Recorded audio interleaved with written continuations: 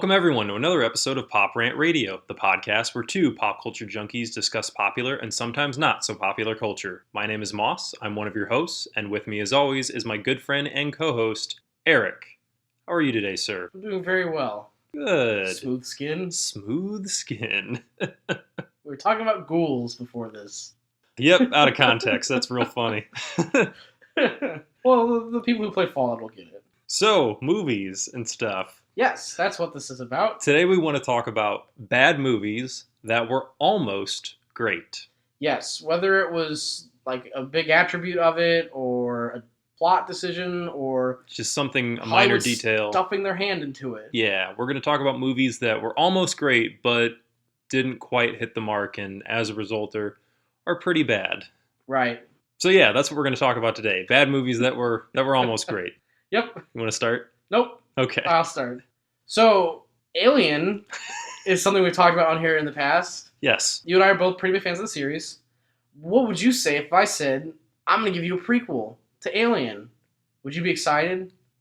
Depends. No, you would absolutely Am be I excited. already aware of Prometheus? No, you're not aware of Prometheus. This is a prequel to Alien, but not a sequel to Prometheus. I might be excited. Okay, Prometheus. In giant gold letters. Prometheus came out, what was that, maybe 3 or 4 years ago now? Something like that. That was weird. Something like the same time. Jinx, you owe me a Coke. Dang it. Oh, I don't like Coke. Coke is terrible. Jinx, you owe me a Dark soda's gross, man. It's like poison for your body. Jeez. Well, there goes our licensing deal with Coke. It's garbage soda for garbage people. So, when the idea of like an Alien prequel was kind of being thrown around, like that was really interesting, especially when they got like Ridley Scott back in, Mm-hmm. and Geiger was going to do the designs again. Like, this was all awesome. Like, this was like going back to the idea of Alien. Sweet. Not anymore, now that we know that it exists and what it is. Prometheus suffers from a lot of like smaller things. Like, the movie looks gorgeous, the sets are gorgeous, the acting's really pretty decent. You got like Charlize Theron, Michael Fassbender. Michael Fassbender's awesome in this movie. Oh yeah, he is an android. Spoiler. You know, I think they say that immediately. Yeah, it's clear from the get-go. It's not like a twist like Alien. Right. Like, especially because they kind of, this is a good part about the movie. They kind of like play on your knowledge of the previous Alien films, like especially the first one. Because in the first one, spoilers, the big twist is Ash is an android. Yeah, he's a working synthetic. Joe. He's a working Joe, Yes. as they call him. I think that's what they call them, synthetic. Yeah. Or maybe it's a different movie. Because he still has like organic material. Yeah. But he's robotic. He's not like a Terminator. I think that's the term they use. Anyway, it doesn't matter. Either way, he's a robot. He's a robot. The biggest issue, though, with the movie is that it doesn't feel like it has a plot. It kind of just feels like characters in an alien universe dealing with alien things. Right, because it gets set up at the onset. The main characters are all like scientists. Yep. And they're going into space to explore the... They get like these weird... They see these weird cave paintings. Yes. Which hint at like a map. Like coordinates, yeah. Yeah, and they think that it's like an invitation. It's like, hey, come and see, you know, and they kind of figure this is going to be like a big discovery. They're going to find like a citadel or something. Yeah, and they have reason to believe that it has to do with the origin of life on Earth. Yes. And it's like, that's a really cool setup. And that's kind of quickly abandoned. And it feels a little too close to like Alien as well as Aliens, where they're responding to something and then they get stuck in a trap. Yeah, they get on the planet, they get stuck there, and there's a lot of really, like you said, a lot of really good setup. Like the tone is really nailed in the movie because we get to the planet and they're exploring like the caves underground. Yeah, and how the caves go from being caves to like high-tech tunnels. And it's just like, it's really, really cool. And they find like this throne with a giant alien, which is kind of a throwback to Alien body dude in it. Oh, you're talking about the space jockey. Yes. Yes. But then, of course, they find, and this kind of feels almost like a staple, like they had to do it, they find an egg chamber, which is, of course, throwing back to Alien, although it's not face huggers. It's like a cobra. Yeah, it's like a penis cobra. Yeah, it's weird. Or a vagina cobra. Well, but the biggest problem is, like you said, these are scientists, and these scientists, they have like one who kind of doesn't look like a scientist. I don't want to be scientist-ism. Yeah, he has like a faux hawk, and he's got like tattoos. He's like, oh, focus system, and it's like, okay, it's Billy Idol as an alien person, and he's just like, touch the eggs. Why? Yeah, Don't so do this. yeah, one of the eggs opens up and like the vagina cobra comes out. Instead of being like, "Huh, I should really figure out what's going on," he's like, "You know I'm gonna what? Let touch me it." yeah, let me just shove my finger in its face. Right. Oh, now I'm dead because it attacked me." Well, and this is after like split up, and they're like, "We're gonna stay down here." But even like before that, there's like a scene where they walk in the area, and they're like, "Oh, it seems like the oxygen is breathable," and they take off their helmets. Yeah, I mean, okay, the oxygen was breathable, whatever. You couldn't run. You couldn't run more than one test. Well, I mean, it's a movie. Like they got to speed things along. Yeah. I think the big thing, kind of like you were saying, there really isn't a plot. Like there's a setup. These scientists are going to go explore and figure out what these cave drawings mean, and they have something to do with the origin of life. Right. And they get there, and then there's this plot twist towards the end of the movie where Which has nothing to do with the idea of the origin of life. where the CEO of the company that sponsored the mission, who's played by Guy Pearce, and like Yeah. just layers and layers of old people makeup. And you see him in the beginning in a like a hologram, and it's said that he has passed away recently or is gone. And the captain of the ship is Charlize Theron, who is his Daughter or granddaughter, Yeah, one of the two. one of the two. And like one of the big twists is that he's alive. Right, he just like shows up at the end of the movie like, I've been on the ship the whole time We don't because talk about it though. I'm looking for alien juice so I think can it- be yeah, immortal or yeah, something. It's something like he wants to get like rejuvenating. he Magic wants to- blood. It's yeah. it's the old magic blood trope from all terrible movies. Especially now, it started it. Yeah, Star Trek Into Darkness. Amazing Spider-Man 2. The first new Teenage Mutant Ninja Turtles movie. Gosh, like it's it just keeps magic going. blood. Yeah. So he wants to be like immortal. He wants to get the magic alien blood. Yeah. But that hasn't been set up at all. Like No, and we don't know if he's a bad person. As far as we know, he could just be an old guy that wants to live some more. Right, but There's no reason to not trust him. right. It's like it's this big twist, and he's Charlize Theron's father or grandfather, whatever. And it's like none of that means anything. It doesn't have any weight because the story hasn't given it any weight. Right. I also just love the fact that they're like, hey, that guy that's dead, he's at the foot of our ship and his body's all mangled. Let's open the door and welcome him inside. Yeah, and there's a couple of really good parts in the movie, like all the stuff with Michael Fassbender as David, I think, the android. The android, and he poisons the husband character, like the main character's husband. He Yeah. poisons his drink, and then like through weird talking, he kind of gets him like kind of a little horny, and he wants to makes him have desires to go and fornicate with his wife. Right. And he does, and like it's this big like thing. It's this whole thing so David can have him get his I think fiance. Yeah, I don't think it's husband and wife. Anyway, the whole idea is that David's watching this guy after he's been contaminated with the alien DNA species, whatever it's like it a is. little goo drop that he puts in it. So he wants to watch as she gets pregnant and then has to birth this child, this alien creature. Right. Like he is essentially recording this for information for he's running a test. Yeah, he's running an experiment. And that's interesting. And the scene that like actually see her give quote unquote birth to it, she goes in like a sleeping pod or like a medical pod and requests a C-section, and she like locks herself into it. Yes. Because like the whole group is like, no, don't do that. Like they're freaking out, like the ship's going on like lockdown, but she somehow gets into it. And it's just like this really gross scene where it cuts her open and it's this gross like tentacle creature. It's very gruesome and very visceral, but it's super effective. Yeah. It's up there with the chest burst. Yeah, it's an incredible scene, and unfortunately just contained in a movie where it doesn't really matter. Right, and it spawned the running joke of the quote unquote Prometheus school of running. Yes. Which is there is a giant thin thing that is going to collapse on me. I'm going to run, constantly putting myself in danger instead of taking 20 steps to the left or right and avoiding it. You're gonna run in a straight line while something falls down on top of you, as opposed to running left or right. Right. And getting out of the way. So atmosphere-wise, great. Character-wise, great. Setup, great. I mean, you have like Idris Elba, and you have Noomi Rapace, I think is how you say your name. I think so, Noomi Rapace. Sorry, I'm butchering that. She's really good. Charlize Theron. You have Guy Pearce, even though he doesn't really do a lot. He's kind of just like a cartoon character in this movie. And then Michael Fassbender. Yeah, and Michael Fassbender's being amazing. And like they even make some characterization, like Idris Elba kind of flirts with Charlize Theron.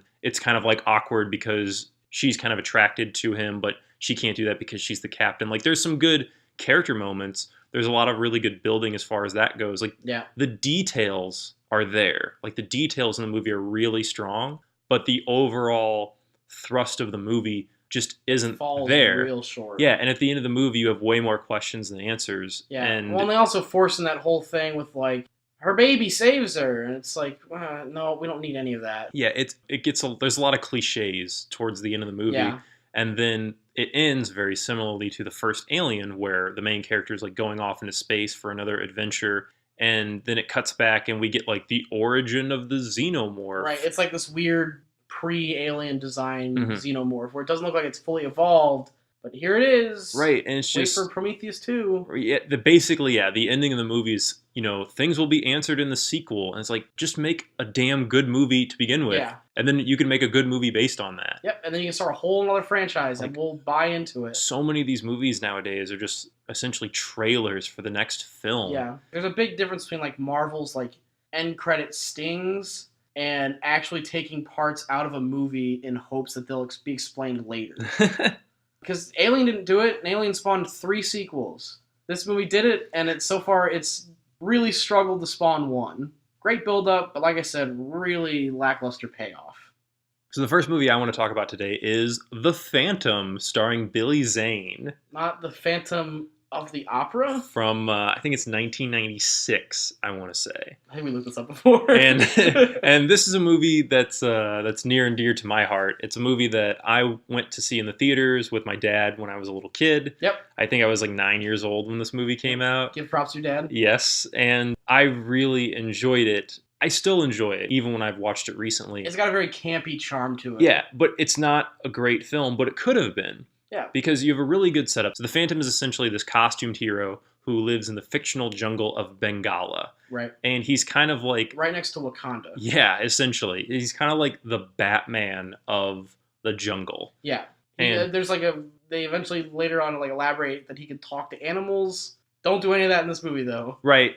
In the movie, it's implied that he has like a connection to animals, but he doesn't specifically like speak to him. No. And just his horse. That's a good example of a detail that they left out from the comics, but that kind of works in the movie. Like he has this connection to animals, but it's not specifically, he can telepathically talk to them. He's not like, elephants, come help me. Right. And that's one of the things this movie really gets right is the tone. The tone is very like Raiders of the Lost Ark or Rocketeer, where it's very much a period piece because the movie takes place in like the early 20th century, like 1910s, 1920s. Yeah, it looks like it's maybe at the oldest 1930s. Yeah.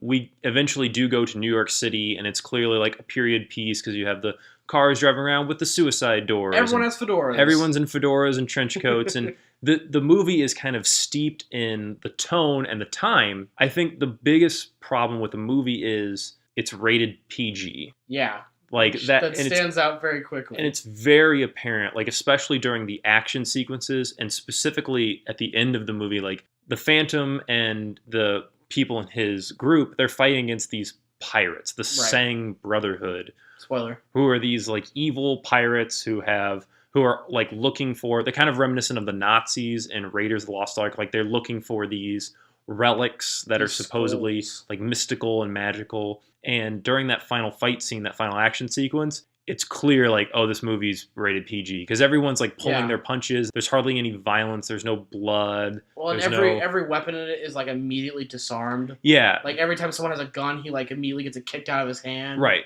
I don't even think they shoot very much in this movie at all. There is like the Phantom, he has dual pistols, but he's always like shooting weapons out of people's hands. Yeah, he's not shooting people. And that part I'm okay with because that's kind of like the character that we get in the movie is very, he has to use violence in order to take out the bad guys, but he's not a violent person. He's very much like the old 1930s, like the serial hero. Yes. Or like how like Indiana Jones uses a whip and he'll use the whip to disarm someone. He's not going to whip it around someone's neck or something. Right. Yeah. And like, Indiana Jones like shoots people and the Phantom like shoots guns out of their hands and stuff. But the point is the Phantom is not like a violent hero. Right. Like he has to use weapons and he has to use skills to disarm people, but he's not straight murdering people. Yeah. He's not snapping necks. Right. He's not Ben Affleck in Batman v Superman. Or Henry Cavill in Man of Steel. Right. Exactly. So the movie, and the best thing about the movie is Billy Zane. Billy Zane famously, when this movie was being made, he lobbied for the role. He really likes the character of the Phantom, and he really works in the movie. Like, Billy Zane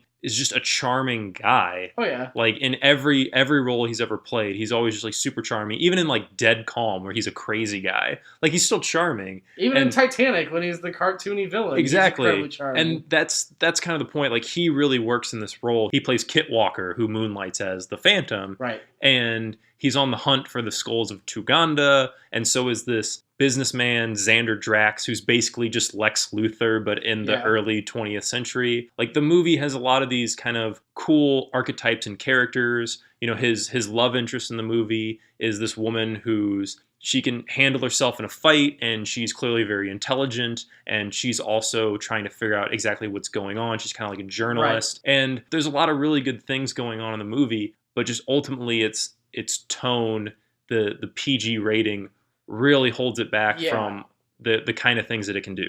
There's a couple like small problems with it too, but similar to The Rocketeer, which has a bunch of like goofy moments, like you look past that because it fits with the tone of it. Like the idea of the 3 skulls, and then he's like, I have the 4th one. It's like, okay. The 4th one is the ring. Yeah, and it's very cheesy. Like, you could clean that up a little bit with like a little bit better writing, right? And you could have cleared it up with like, you know, there could have been a prophecy earlier in the movie where, you know, Legends told of a 4th. Exactly, legends told of a 4th skull that would control the other 3 or something. Again, the movie's very charming because it has this kind of silly tone. And if you had made it PG-13 and kind of just scaled back the silliness just a little bit, right, had a little bit more punch up as far as the script and the dialogue was concerned, could have been a really fun, like, Raiders of the Lost Ark type film. Or another film that came out around the same time that felt very close to it, Legends of Zorro. Yeah, that, or like The Mummy, the original Mummy with Brendan Fraser. They all have like a similar tone. Yeah. It's just they kind of nail their ideas, and this one, I would still say, does really good at getting it, but at the same time, just while you watch the movie, like, it feels like a PG movie. Right, but Billy Zane has amazing lines for the whole thing. Like, he does. I know when you and I watched it recently, we both laughed at. There's a scene where they're on a plane, and he like drops the girl onto his horse, which is riding below the plane, and then he jumps on the horse, and the plane goes off and crashes, and she's like, "Wow. I can't believe that worked. I didn't think that would work." And he just goes, "Yeah, neither did I." Yeah. It's just like, just impromptu. Right. Again, like, very Raiders of the Lost Ark, like a lot of really fun lines, kind of along the same lines of the line in Raiders, where Indy's like, "I'm going to get on that truck." And Saul goes, "How?" And he's like, "I don't know. I'm making this up as I go." Like, just that kind of vibe. Is really, really present in the movie. That being said, don't remake this movie because, and this has been mentioned on like the Weekly Planet by Nick Mason a lot, and I really agree. There's he's a big fan of Defenders of the Earth. Yeah, there's certain kinds of movies, specifically certain characters, like a big one, like they just made a new Tarzan movie, or like the Phantom or the Shadow. There's these characters from Flash Gordon. Yeah, or like Flash Gordon. There's these characters from like 1920s, 1930s serials that were classic characters at the time. And just as much as I like the Phantom, and as much as I think that the Shadow is a cool concept, the movie was terrible. What are you talking about? And like, these characters are cool in idea, or like John Carter from Mars is another perfect example of these characters that were seminal in the pop culture icons that we have today, but they're just not going to make money. Like, people just aren't interested in going to see a Lone Ranger movie, or a Phantom movie, or a Tarzan movie. Like, it's not that you can't make a good movie about the Phantom, or you can't make a good movie about Tarzan, or you can't make a good Lone Ranger movie. It's just not the time for it. It's just people aren't going to go see it. Yeah. It's very rare that you're going to get a writer and a director and an actor. You know, like Deadpool. Like Deadpool, I didn't love Deadpool, but I respect the movie Deadpool because there was a lead actor and a director and a writer that really understood who this character was. And they really wanted to make this. Yeah, and they knew they had to make it an R rating to stay true to what everybody loves about this character. And boom, it makes tons of money and it's really successful. And I think you could make a movie kind of reminiscent of that about any of the characters we just mentioned. It's not going to make money. Like, people just aren't interested in these old serial characters anymore. Unfortunately, that's just not the direction that modern Hollywood is going. And see, like, unfortunately, with cynics like you and I, when it comes to this kind of thing, we go to the worst place when we think of, like, how would the Phantom be made right now? It would be a dark and gritty reboot where, like, he sees his father killed in front of him by the villain, and he then dons the Phantom not because he wants to, but because he has to, and it would just be terrible. There would definitely be explosions and buildings falling down. Right, and it would probably be directed by Roland Emmerich. Or something. So the next one I want to talk about, actually pretty recent, and that is Quentin Tarantino's 8th film, known as The Hateful Eight. Which I have not seen. Which you have not seen, so I'm gonna feel free to jump in with comments. You're gonna take the reins on this one. Yeah. No pun intended. There's not that many horses. There's a horse, I'm sure. There's I think 2 horses. No, there's about 6. There's a horse-drawn buggy. Are there 8 horses? No. Okay. That would be 2. That'd be 2. There's not even 8 people in the cabin. So The Hateful Eight is Quentin Tarantino's second Western attempt. I don't know, you and I kind of had similar feelings about Django. We both thought it was okay. I like it, but it's not amazing. Right. Yeah. It tries to be a little too close to like Inglourious Bastards with its comedy timing and stuff like that. But I think Inglourious Bastards does a better job with it. Inglourious Bastards is my favorite Tarantino movie. And see, mine is Jackie Brown. For different reasons. Jackie Brown, I just love how everyone is just really mature and just like, everyone looks worn out. Like throughout that whole movie, like Michael Keaton's just like, I'm tired of dealing with you. Everyone is just exhausted. Yeah, Jackie Brown has a great tone. But we're not here to talk about Jackie Brown. We're here to talk about Hateful Eight. Hateful Eight really starts at an amazingly good spot. I was enjoying it more than Django right off the bat. Its comedy was a lot better. It just, there's a big section in the middle that just really drags the whole film down. So the premise of Hateful Eight is it's kind of like an old murder mystery, like almost like a murder mystery dinner thing. Yeah. Where you're set in a closed space. Closed room, yeah. Where no one can leave, and there is a small number of people where one of them is a murderer, and they have to find out who. And none of them trust each other. Essentially, and then there were none. Right, yeah. Classic Agatha Christie setup. This one blows that immediately, by the way, because it is very apparent who it is. In fact, if you even look at the movie poster, you can kind of guess. Like, you're always into this movie poster thing. I am. It's always like, don't show the villain in the movie poster, and if you do, make it not obvious. But yeah, the movie's got like wonderful talent behind it, like Samuel L. Jackson, the other guy, Kurt Russell, Jennifer Jason Leigh, Walter Goggins, like they're all fantastic in this movie. And like it's got great comedy bits in the beginning because this is not during Django's time, even though it's still a Western. This is set after the Civil War. So there's even like tension between Samuel L. Jackson, who's of course a black actor, with Walter Goggins is clearly a Southern supporter who is going to be a sheriff in this town they're heading towards. And that's the other thing that I really like that the movie sets up is right off the bat, you start like you don't trust anyone. And I really like that. Like, you can't trust Kurt Russell because he's a bounty hunter that just wants money. You can't trust Samuel L. Jackson because he's really shady too, and stuff starts to roll out about like his past and stuff like that. You can't trust Walter Goggins. You can't trust anyone in the cabin. It's really good. Like, it really sets up that you aren't comfortable with anyone. But about halfway through the movie just stops and it becomes a gore fest. Some people like it and some people don't. I'm one of the people that don't. It's incredibly distracting to me. He kind of subverts the idea of telling a really good story. Kurt Russell's character, the Hangman, he's going to throw up all over Jennifer Jason Leigh. Isn't that funny? No. Hey, this guy's got a bullet in his head now. It's none of this is funny. It really subverts its like really smart storytelling with gore and vomit and it's bad. It sounds like it just feels really out of place in comparison with the tone of the beginning of the film. It does. And it's in this chapter way, which is kind of another interesting idea. And there's like a really weird, funny scene, but it feels really out of the tone where Samuel L. Jackson is kind of antagonizing Bruce Dern, who was a general during the Civil War for the South. And they're kind of antagonizing each other. And Samuel L. Jackson's talking about how Bruce Dern's son has died. And he's like, yeah, guess how your son died, Bruce? His name's not Bruce in the movie. He's like, I made him strip down naked and walk with me through the snow, and then I made him suck my dick. And it's like, what is this? Like, it's kind of like Samuel L. Jackson's no longer acting in this film at this point. It feels just like Samuel L. Jackson's like, meme character. Like, he snakes on a plane, Samuel L. Jackson, out of nowhere. It's like the whole audience is like laughing at this, and I'm just kind of sitting there like, this doesn't fit with the movie. Like, it doesn't work, whatever. But then out of nowhere, it gets this really good scene where it shows like how the murderers have entered the cabin, how they've been here for a long time, where the owners of the cabin are. It's a really good scene. It's really stressful and like tense. It's full of tense. Like, it's really, really good. I don't know the words I'm trying to say. Tension. Tension is the word. And then it ends, and then it just goes right back to being like a gore fest. And like the end of the movie is just Samuel Jackson shoots her, she shoots him, he shoots him, then they shoot them, and it's just people shooting each other. It's supposed to be like a Three Stooges act almost. Doesn't necessarily work, and it's kind of surprising to see it from Tarantino. It's kind of in the vein of Kill Bill, but whereas Kill Bill sets up the tone right off the bat and never breaks it, this sets up a very different tone right off the bat and then breaks it pretty quickly.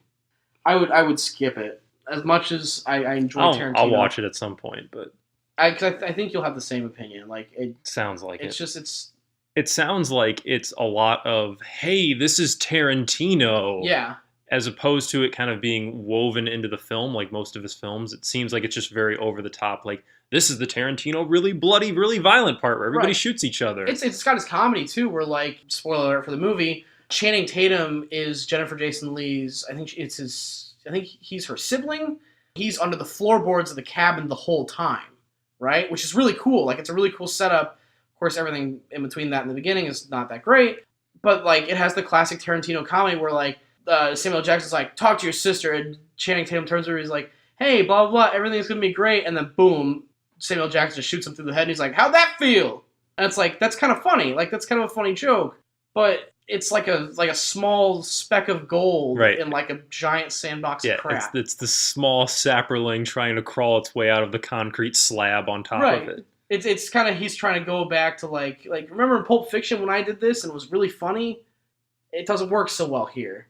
So I like the idea that Tarantino like says that on the director's commentary. He's like, I was trying something really good, but it just didn't work. Hey, remember this part where I did this? I tried to do it here. It didn't really work, but I kept it in. It's all right. Thanks for buying it. Also, Kurt Russell breaks a really, really expensive guitar in the movie. Hey, there you go. But that's the prop master's fault, not Kurt Russell.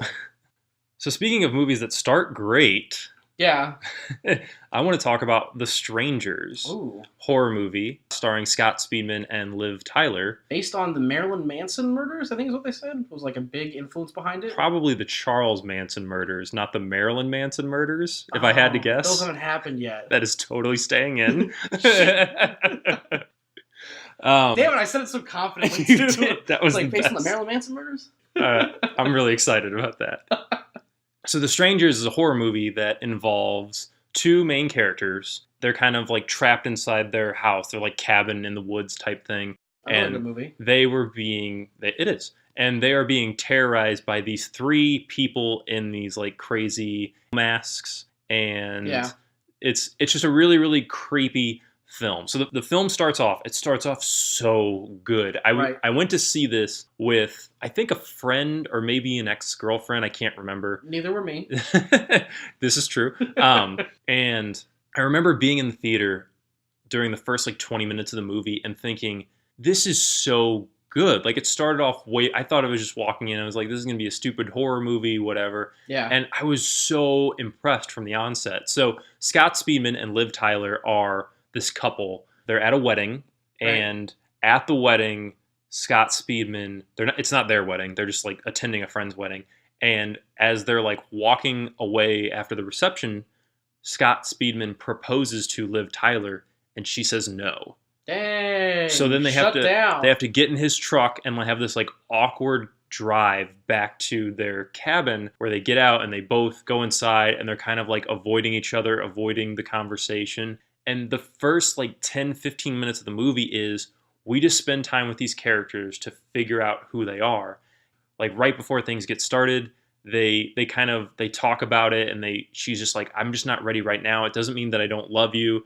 And they finally like kind of start to understand, and they start like, hugging, kissing, like they're clearly going to have sex, like they're making up. And then there's a knock on the door. Wait, are you saying that they gave these horror characterization? It's so rare. Like most horror movies, I thought you just had to have the nerd, the whore, the jock, the emo. They completely subvert all of like the horror movie archetypes, and they take the time to make these two characters three-dimensional people that have problems and have issues, and we care about them. We give a shit about these characters. Right. It's so rare in horror movies.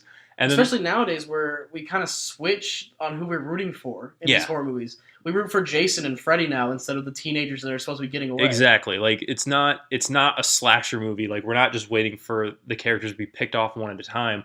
The setup is so good. There's a knock on the door, and that's kind of where everything starts. There's like this creepy girl that's at their front door who kind of like cryptically talks about nothing, walks away, and then Scott Speedman like goes to take a shower, go to bed or whatever. Liv Tyler's in the kitchen, and out walks this masked man like in the background. Yeah. And he's just standing there, and there's no music. There's just like the pitter patter and the sound of like Liv Tyler like washing dishes, cleaning up the kitchen and that sort of thing.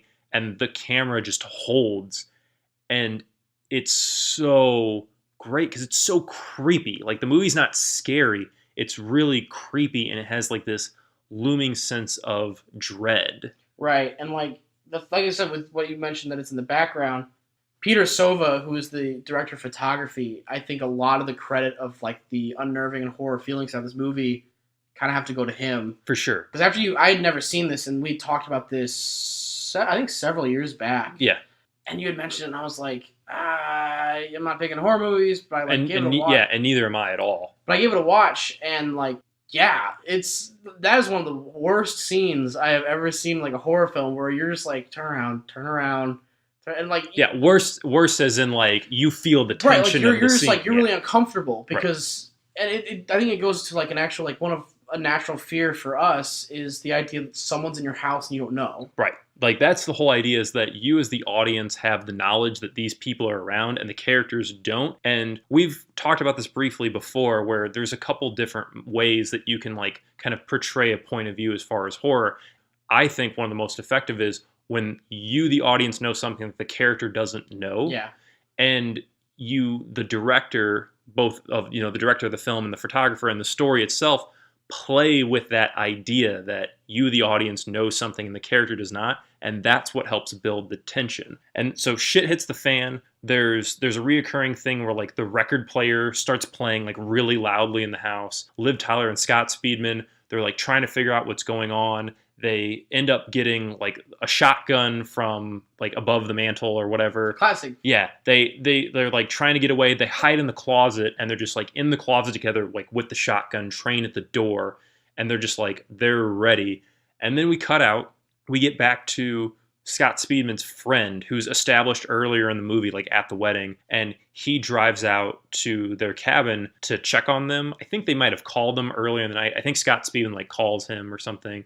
It's been years since I've seen the movie, but so the friend like comes in to try and check the place out, and he's walking through the house and he's looking for them, and he comes around the corner and boom, Scott Speedman shoots him with the shotgun, because as the movie firmly establishes, Liv Tyler and Scott Speedman are like, they're at the edge of their nerves. Like they're just like shaking in terror. And when he comes around the corner, they don't know it's him. They accidentally murder their friend. And at this point, I'm just like, this is so good. Like, who made this damn movie? Like, this is unlike any horror movie I've ever seen. So why is it on this list? And then, it's so disappointing. And then after this happens, Scott Speedman is like, okay, we have to get to the radio, which is in the barn, so we can radio for help. You stay here while I'll go to the barn. The old let's split up gambit of horror movies. Oh, like this, I was sitting in the theater, man, and that happened, and I was crushed. I was so disappointed by this movie at that moment. And the rest of the movie, like this is like maybe, this is a little more than halfway. This is like maybe 3/5 of the way through the movie, something like that. And of course, Scott Speedman like goes out to the barn, leaves Liv Tyler there. Like they can't lock the doors. Like, the glass and the sliding glass door is broken. Like she has nothing. There's nothing to help her. There's nothing to defend her. He takes the gun, and then, or maybe she leaves the gun. I can't remember. It doesn't matter. I thought he took it. It does not matter. Yeah. Anyway, so she's just like, she can't do anything. Then she wanders out to the barn, and then she can't find him, and she finds the radio and tries the radio for help. And the bad guys, the strangers, there's shots where like she's trying to crawl away and the stranger's like right behind her with the knife, and then it cuts, she turns around and the girl's not there, and it just devolves into like all of these horror movie cliches and tropes. Right. And it was so disappointing. And at the end, like, it's unexplained who these people were and why they did. And like, that's fine. Like, the movie can, I'm okay with, like, these were just creepy people and they were crazy and they were just doing the things. But the movie, like, specifically points out kind of that they're not supernatural, like, they're not ghosts, they're just people. They're just crazies. Yeah, but again, like, she's running away, she turns around, the person's gone, or like they just appear in front of her. It devolves into those stupid horror movie cliches, which is so disappointing because it spent so much time and effort building these characters at the beginning and building this tone and really instilling this sense of creepiness and dread. Yeah. And it just tosses it all away. It was such a disappointment. Well, the good news is it probably encouraged The Purge. Because The Purge tries to replicate a lot of the things this movie did. Yeah, and I haven't seen any of the Purge movies. I kind of think the concept's interesting, but I've never watched any of them. Again, I've seen the first one. I'm generally not a fan of horror movies. Right. Like, there's very, very few of them that I like. I feel like most of the time, the characters are worthless. They're not given any development. Like, it's just, I hate slasher movies or just where you're... Gore fest. Yeah, gore fest where the body count's just piling up. Like, I don't care about those movies. It's not what I like about storytelling. It's not what I like about film. Yeah. You know, it's just, I don't find them interesting at all. Yeah, they're only good in the way of, like, when we watched Jason X and we just made fun of it for 2 hours. There's definitely movies where, like, it's so bad that it's funny. Right. But like, that's like the problem with, like, The Purge, where The Purge thinks everything it's doing is so damn smart and clever, and it's like bringing this new cool idea, but it's really juvenile in the way that it's executed. Yeah, that's the perfect word. Is I feel like most horror movies are very juvenile in their execution. Yeah. And I don't give a shit. They're for teenagers. I don't have time for that. It's shit. I watched The Purge when it came out because I was like, the first commercial for that movie was super good. The idea is really cool. Like, the idea is interesting. Yeah. It was just like, it's like a PR thing where it's like, crime in America has dropped 98% since this fall. And it's like, that's a really cool idea. Well, the one good thing The Purge did is it gave us a cool episode of Rick and Morty. Haven't seen Rick and Morty enough to know it. Oh, man. You should watch Rick and Morty. It's amazing. Is this a Rick and Morty podcast? No. It should be, though. Who's Rick? He's the guy that's not Morty. Doc Brown. Yeah. It's definitely just a parody of Back to the Future. Yeah. Back to the Future. But you should watch it. It's great. As I've heard, Major tells me to watch it a lot. So. Yeah, you would really like it. So my final movie is in no way I think a good movie. The problem is that locked away somewhere in there's a fantastic story, and they hint at it, and then it's gone. And that is the third installment of the Iron Man franchise. That was a really weird way to put it. Iron Man 3. So Iron Man 3 is the third Iron Man film, but the fourth Iron Man, like, feet, like... It's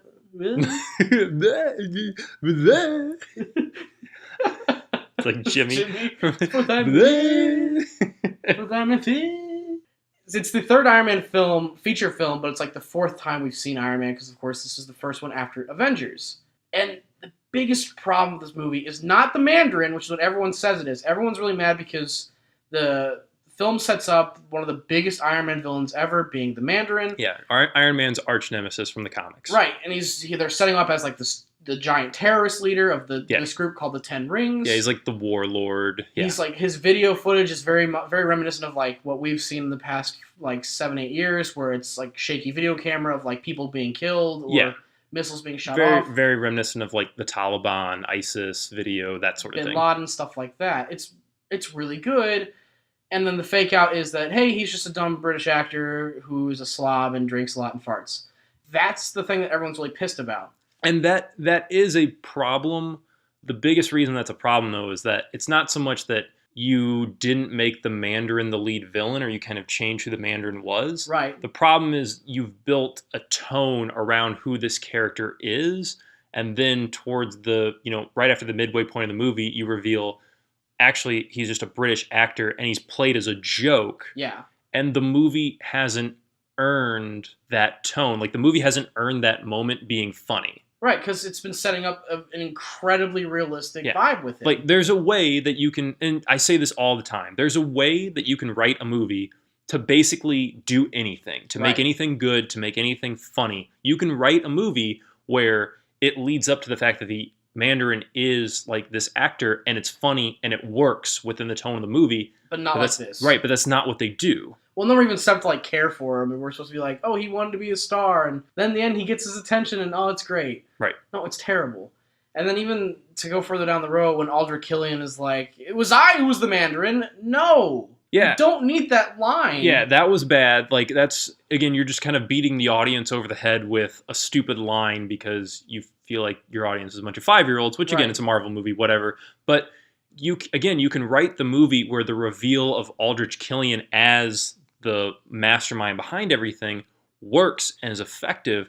But, again, the movie didn't earn that moment at all. So that's not my reason why that this film was incredibly disappointing. Another big reason that is not mine personally is that this is two giant Iron Man stories that they've kind of hodgepodged together, and both are done very poorly. And that is the Ten Rings storyline, which is kind of the introduction of the Mandarin and who he is, what he does. And then the storyline of the Extremist virus, which is this like neo-Nazi just guy who kills for fun that almost beats Tony Stark.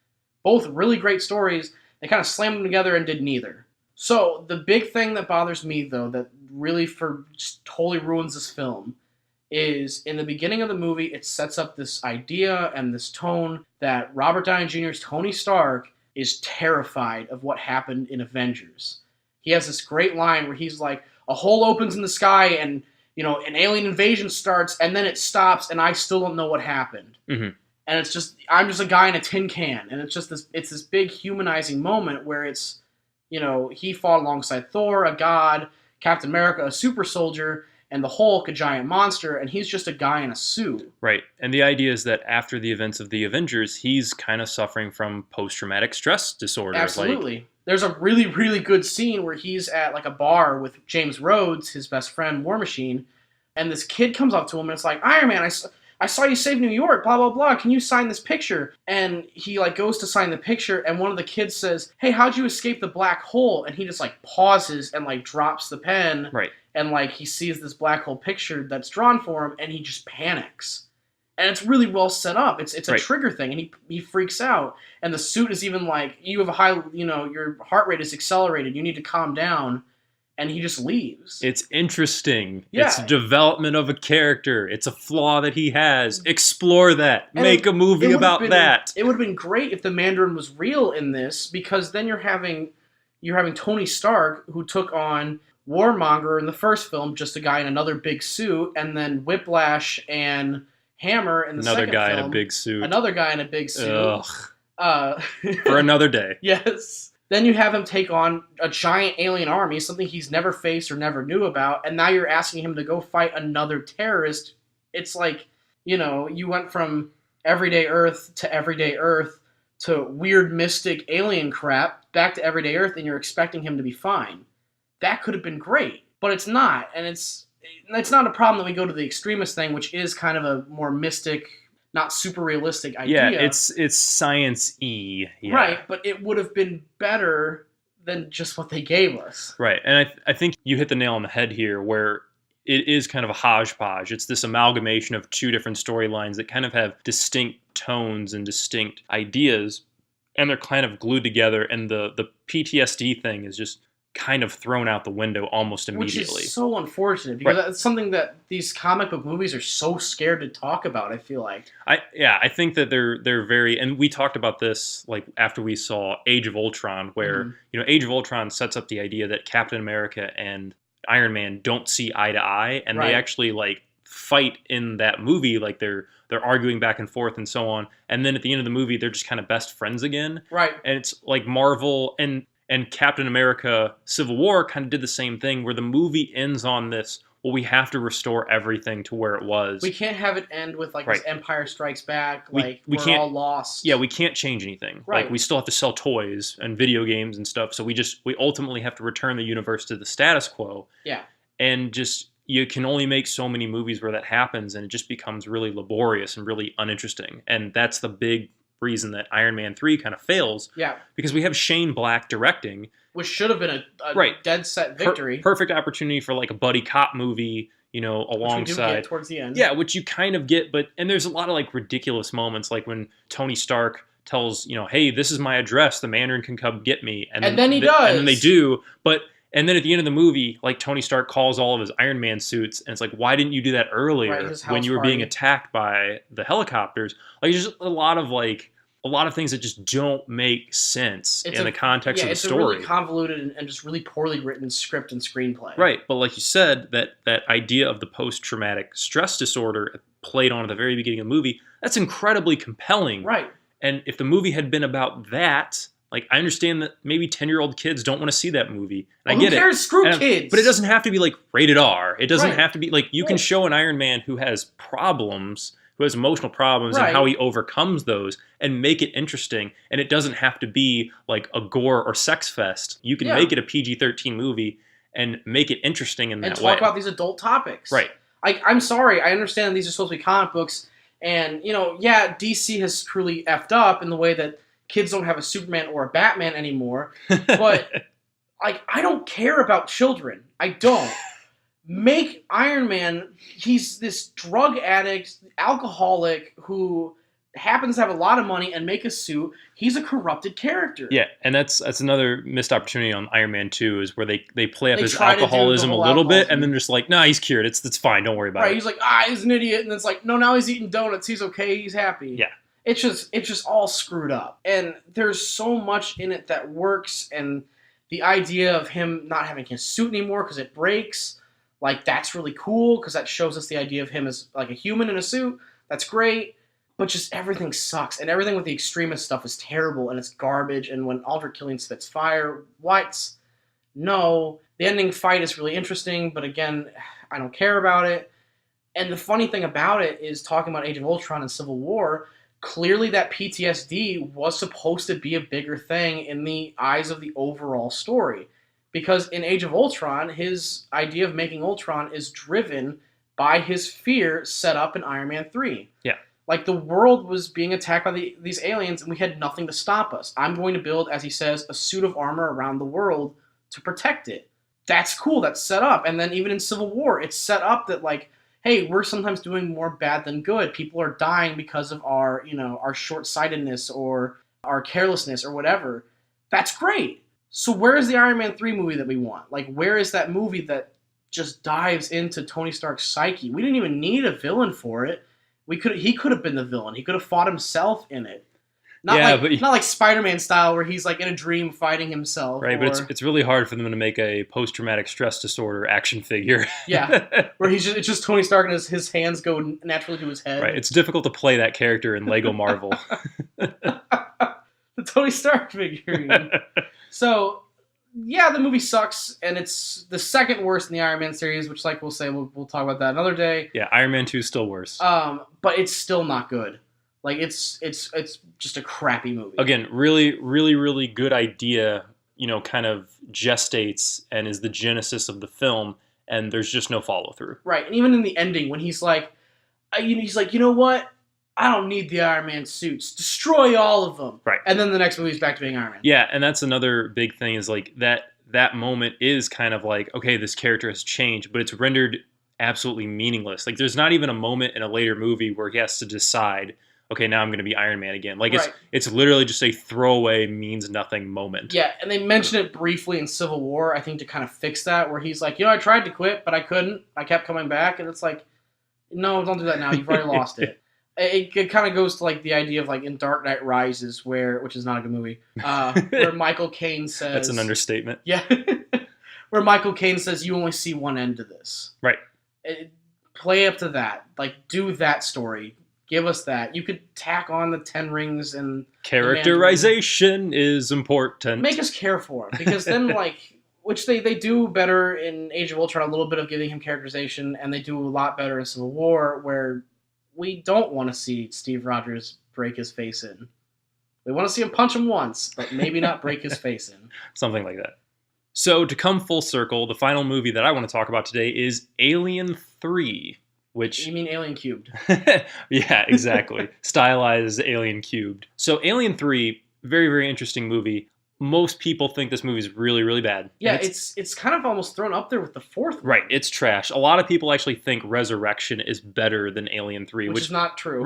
Resurrection is a total pile of garbage. It has like Ron Perlman in it. terrible. It can't be that good. No, it's not even Ron Perlman. It's just the tone and everything. Anyway, another day. Yes. So, but Alien 3 was directed by David Fincher. Yep. And very famously, and this is actually some really, really good stuff. Go on YouTube, or if you own the Alien quadrilogy, like watch the special features for Alien 3. Well, now it's a quintilogy. Because the behind the scenes stuff, behind the scenes footage, and like the original writer talking about the original script and that sort of thing, incredibly interesting. Like, highly recommend you check that out if you're into that sort of thing, because the story behind Alien 3 is so compelling, and it's such a microcosm of what can go wrong when a studio interferes with a film, or when a studio like doesn't know what they want a film to be. Right. Incredibly interesting.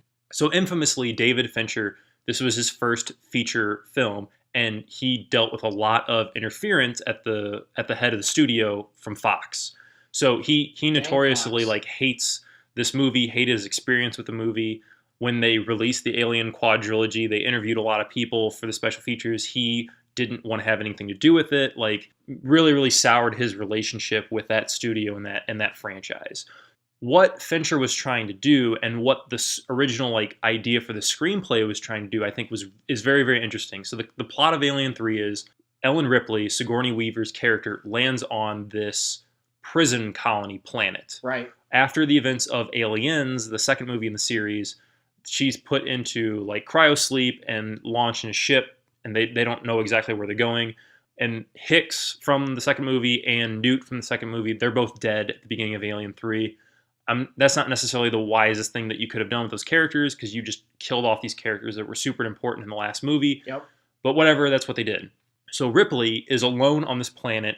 The population of the planet is all men. Like I said before, it's a prison colony, and all of the prisoners are very religious, which kind of comes into play. So when Ripley arrives, some of the members of the colony are like, okay, we have to help her. Specifically, the character played by Charles Dance, Clemens. Charles Dance, of course, Tywin Lannister, Game of Thrones. Amazing actor. Yes. Amazing in this movie. Is he in a dress, though? He is not in a dress. So Charles Dance's character is a doctor. Right. And he kind of helped Ripley get back to health.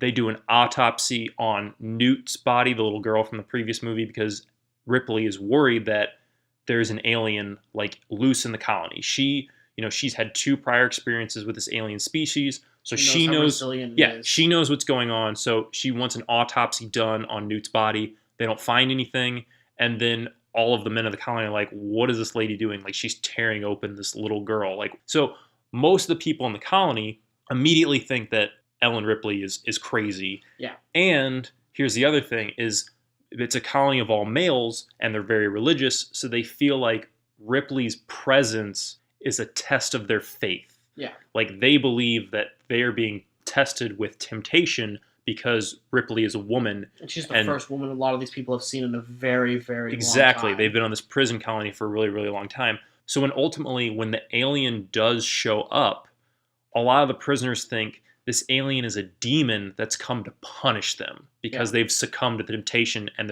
there's a woman present on the colony. Yeah, and it's like the literal manifestation of the god's wrath. Yeah. It's a really interesting concept and really cool setup. And there's 2 cuts of this movie. There's the original theatrical cut, which is real bad, and then there's what's called the assembled cut. It's not a director's cut because Fincher didn't have anything to do with it. Right. But it's called the assembled cut, and it's not perfect, but if you watch the assembled cut, you can really get a sense and an idea of what Fincher was going for with that original screenplay. Right. Again, highly recommend that if you've never seen the assembled cut before, check it out. Like, it's totally worth it.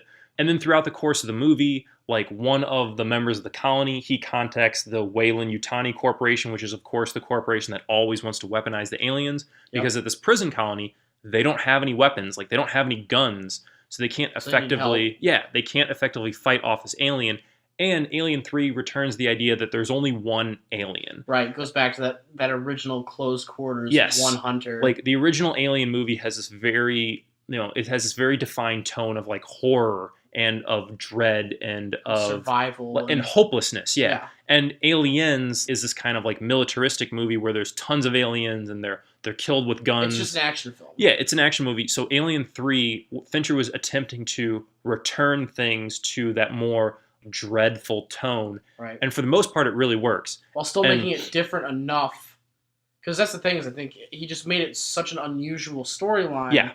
But he did that so that people weren't saying, well, he just remade Alien 1. Yeah, it's not a remake of Alien 1. Like, the characters are very different. Like, Ripley is the most experienced, and all these other guys are these kind of, like, religious prisoner men, and they all have, like, their own personalities and their own quirks. Like, you know, one of them is in prison because he's an arsonist, and one of them is a rapist, and one of, you know, several of them are murderers. And, like, their previous crimes, their personalities kind of play into the situation, because not only does Ripley have to deal with the xenomorph alien, she also has to deal with this cast of characters who, you know, several of them try to rape her, and then, you know, a couple of them try to murder her, and like she's in danger kind of on both sides.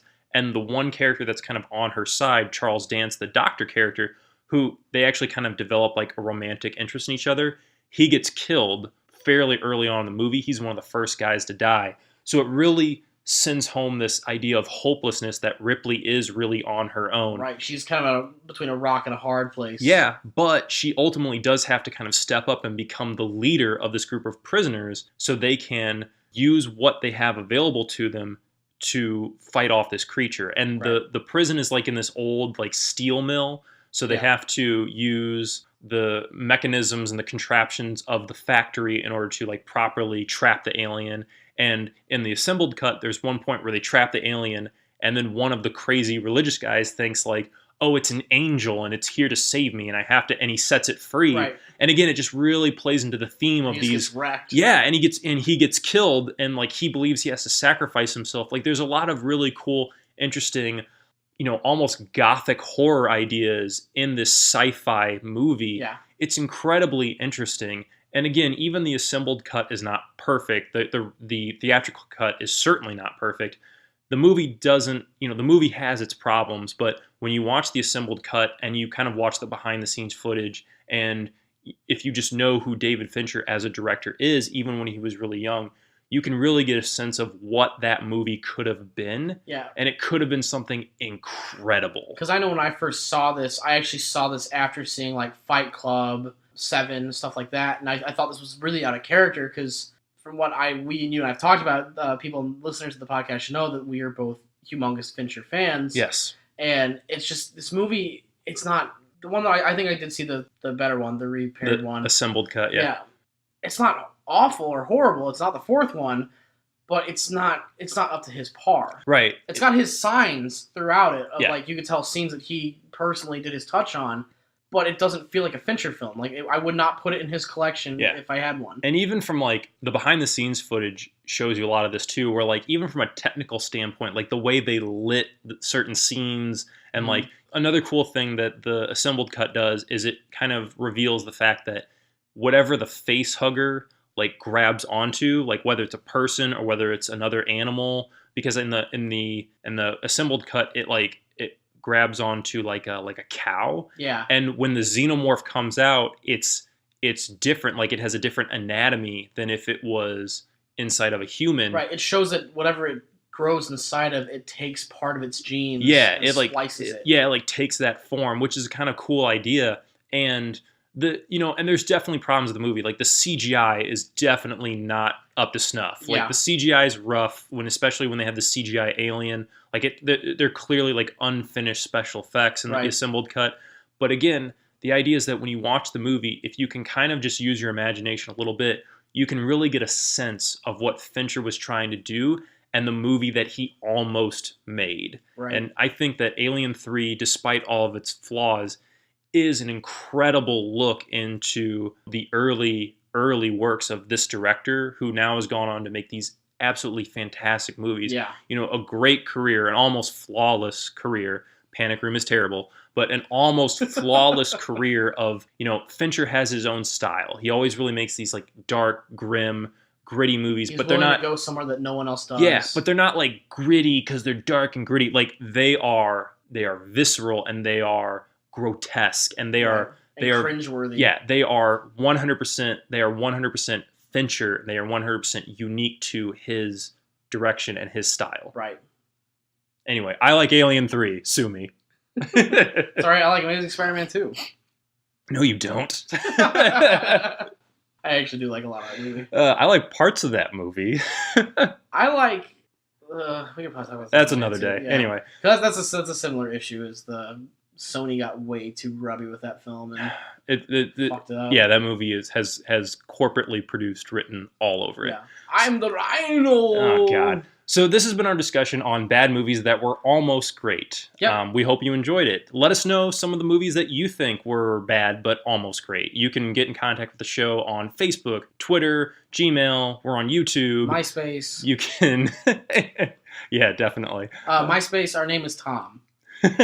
yeah, it's the guy. I'll probably use people over 20 years old. We're automatically friends with you. It works out really nice. We're just that's actually Moss, who has the buzz cut and the white T-shirt with the it's a dry erase board, I think is the one you're standing in front of. Yeah. If I recall you correctly. Have like millions of fans. I remember when that picture was taken. Yeah, that's great. So you can listen to the show on iTunes. If you do, please give us a review, rate the show, subscribe, all that good stuff.